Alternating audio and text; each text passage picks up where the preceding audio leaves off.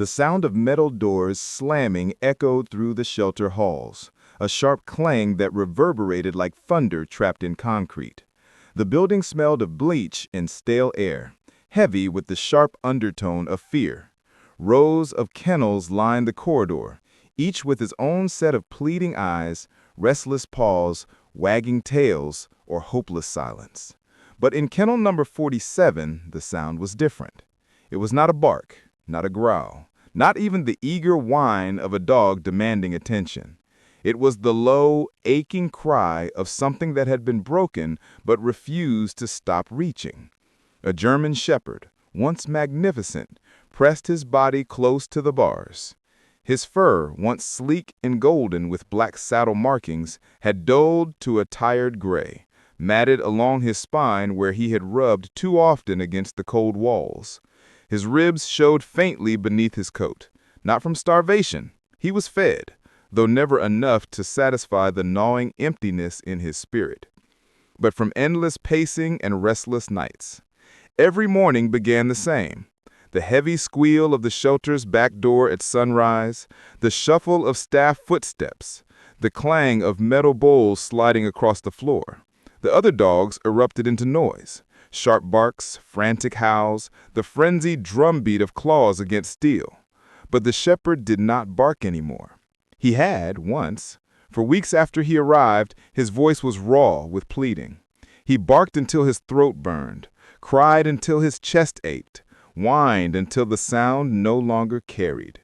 When no one came, when every cry was swallowed by the indifference of passing feet, his voice thinned into silence. Now, each morning, he rose slowly from the thin blanket in the corner of his kennel, stretched stiff legs, and approached the bars. His eyes, deep brown and hollowed with fatigue, fixed on the door at the end of the hall. Always that door.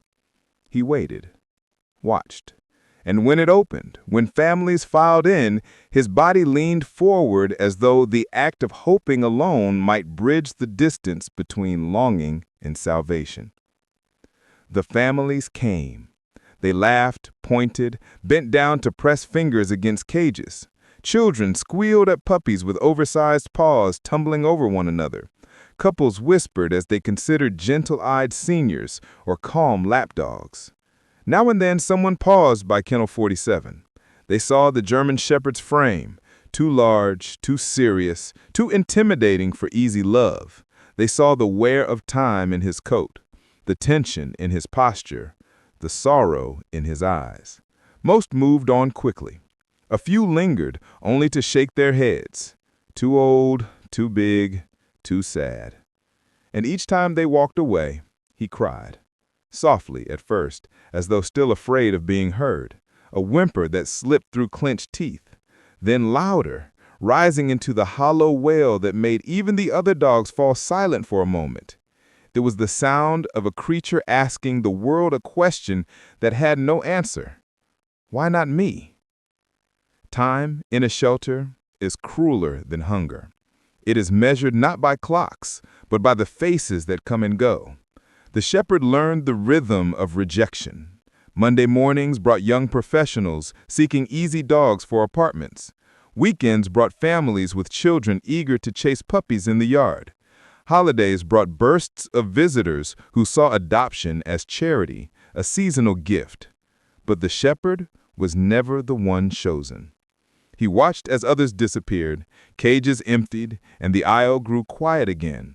Each absence was another reminder that the world was moving and he was not. Days blurred into weeks, weeks into months, months into 2 years. The seasons changed outside the shelter walls. He knew it only by the air that drifted in when doors opened. Winter's bite, spring's damp earth, summer's heavy heat.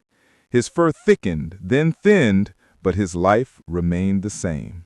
Cold floor, metal bars, hollow silence. His body bore the marks of waiting. The fur on his elbows rubbed thin from lying against concrete. His claws grew long, worn down only by restless pacing. His eyes lost their youthful gleam, replaced with the dull sheen of endurance. and still, he cried. Not always, not endlessly. His voice could not survive that. But in the quiet moments, when the hallway emptied and the lights dimmed, he lay with his muzzle pressed against the bars and released a sound so soft, so mournful, it seemed impossible that it came from such a powerful frame. Staff heard it sometimes. Some shook their heads, muttering about how shelter life wore them down. Others turned music on in the office to drown it out. A few, the ones who couldn't ignore it, slipped him extra treats, knelt briefly to scratch behind his ears, and whispered apologies they knew meant nothing. But apologies do not open cages. The shepherd's spirit thinned, thread by thread. He stopped eating some days, leaving half his food untouched. He no longer greeted the staff at feeding time with wagging tail or hopeful eyes. His body curled tighter at night, as though trying to disappear into himself. And though his cries still came, they carried less demand and more resignation. Less "come for me" and more "I am still here." One winter evening, when the sky outside the high windows bruised purple with early dusk, a family paused longer than most at his kennel. A father, mother, and young boy.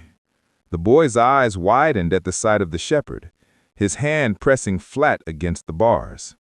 The shepherd lifted his head slowly, eyes meeting the boy's. Something stirred faintly. His tail twitched once against the floor. "Can we take him, Dad?" the boy asked, voice bright with excitement. The father frowned. "He looks old and big. German shepherds need a lot of space." The mother added softly, "And a lot of training. He might not be safe with kids." The boy's hand lingered on the bars. The shepherd pushed his muzzle closer, inhaling the faint scent of childhood, grass, sugar, warmth. For a fragile second, the world felt possible again. But then the parents guided his son away, their voices already turning toward smaller, younger dogs. The boy looked back, his face uncertain, but the moment was gone. The shepherd lowered his head back to the floor, his tail stilled. His cry that night was quieter than ever, almost too faint to hear. By the time his second year marked, no one noticed. There was no celebration, no acknowledgement of endurance. Only another day. Another bowl slid across the floor, another shuffle of visitors passing by. His body ached more now. Stiff joints made it harder to rise in the mornings. His cries grew hoarser, shorter, sometimes cut off mid-sound as though even his lungs resisted the effort. Staff whispered about his decline. He won't last much longer. 2 years is too long for a shepherd.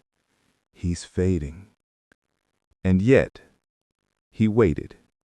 Because waiting was all he knew. One stormy night, rain hammering against the roof, thunder rolling through the hall, the shepherd pressed his muzzle to the bars and released another broken cry. It echoed softer than before, swallowed quickly by the noise of the storm. His eyes, wet and glistening, stared down the empty corridor. No footsteps came, no voices called. He lay back down, curling into the corner, his chest trembling with each breath. The storm raged. Hours passed. He closed his eyes, wondering if perhaps this time he would not open them again. The storm had passed by dawn, leaving the shelter wrapped in a damp hush. The air smelled of wet concrete and disinfectant, heavy with the musk of dogs who had barked themselves raw through the thunder. Puddles glistened outside the high windows, catching the pale gray light of morning. Inside, the shepherd stirred slowly. His joints ached from the cold floor, his body stiff as though time itself had begun to calcify him. He rose unsteadily, padding to the bars as he always did, and stared down the corridor toward the front door. His breaths came slow, fog in faint circles onto the steel. He had long stopped expecting anyone, but habit was stronger than hope. He waited, because that was all he had left. Hours passed. Visitors came and went. The shepherd's eyes followed them without moving his head, a flicker of attention that never grew into anything more. Puppies squealed in the yard. Children laughed in high-pitched bursts that echoed through the concrete. The shepherd turned away, pressing his body back into the corner, as though trying to erase himself from the noise. And then, quiet footsteps. Not rushed, not careless, but measured. The kind of footsteps that carried weight, intention. They approached down the corridor, paws in the cages, lingering longer than most. The shepherd did not look up at first.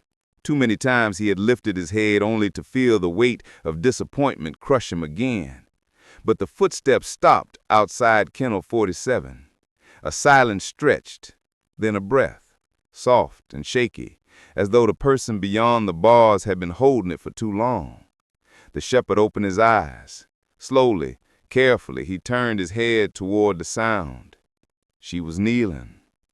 A woman, not young but not yet old, her hair damp from the rain, strands clinging to her cheeks.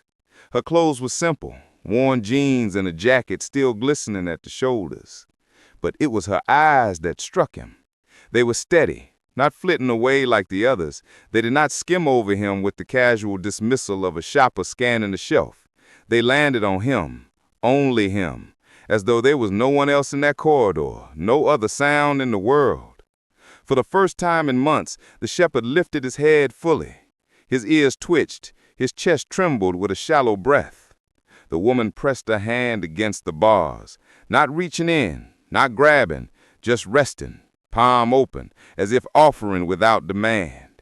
"Hey," she whispered, her voice soft and raw. "I see you."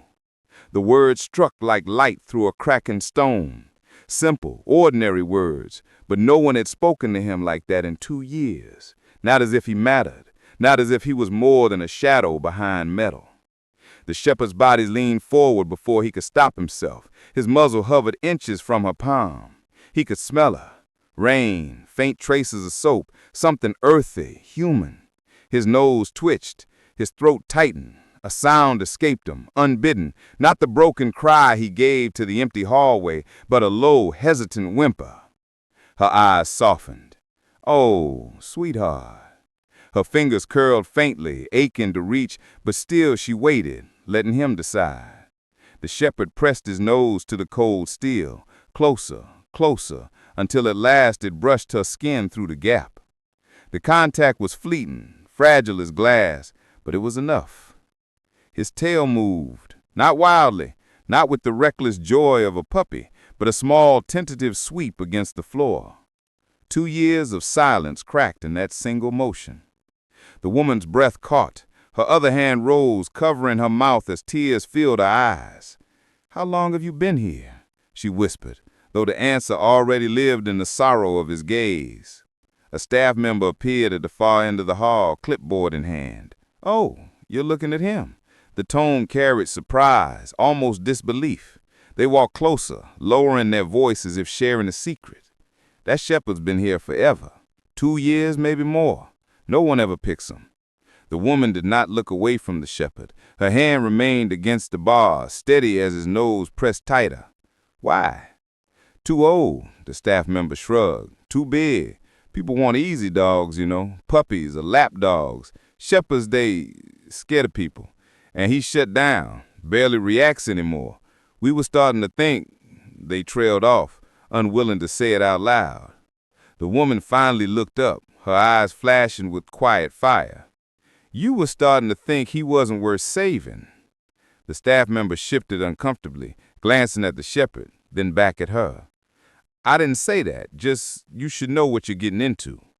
But she had already turned back, her voice soft again. "Hey, boy. You hear that? They don't think you easy, but maybe I don't want easy." The shepherd tilted his head faintly, ears flicking at the sound of her voice. His tail swept the floor again, stronger this time, a rhythm breaking through the stillness of his body. The woman stayed kneeling for what felt like forever, speaking softly, letting silence stretch, waiting through every hesitation. And the shepherd, in his own halting way, answered, small whines, a paw pressed tentatively to the bars, a gaze that no longer flinched away. Something shifted in those minutes. A thread stretched between them, invisible but unbreakable, woven through pain, patience, and recognition. At last the woman rose slowly, her hand lingering one last moment against the bars. She whispered, "I'll be back." The shepherd whined softly, tail brushing once more. He did not understand the words, but he felt their weight. He had heard promises before, half-hearted, empty, but this voice, steady, trembling with sincerity, sounded different. She walked down the corridor, her footsteps fading. The shepherd pressed his body to the bars long after she disappeared from view, his chest rising with a breath that felt almost like hope. That night, he cried again, but the sound was not the hollow wail of desperation. It was softer, almost questioning, carrying the faintest tremor of possibility. The staff heard it, puzzled. He hadn't made a sound like that in months. They didn't know why. The next morning, the door squealed open again. The shepherd, out of habit, rose slowly, stiffly, his eyes dull. But then, footsteps, measured, familiar. She had come back. Rain no longer streaked her hair. The sun lit her face this time, warm and steady. She carried papers, speaking quickly with the staff at the desk. They looked at her with the same disbelief, the same caution, but she nodded firmly, her eyes never leaving the hallway.